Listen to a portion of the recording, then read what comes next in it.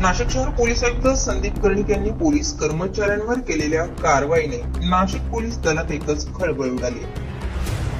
जिल्हा न्यायालयातून कारागृहात जात असताना रस्त्यावरील एका हॉटेलमध्ये आरोपींसोबत केलेली पोली पार्टी पोलीस कर्मचाऱ्यांना चांगलीच महागात पडली।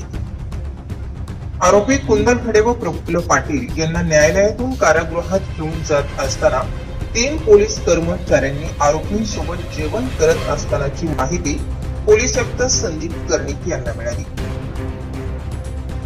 आयुक्तांनी चौकशीचे आदेश दिले असता खुद्द पोलीस कर्मचाऱ्यांच्या खासगी वाहनातूनच आरोपींना घेऊन जाऊन पोलीस कर्मचाऱ्यानेच हॉटेलचे बिल अदा केल्याची माहिती तपासात समोर आली।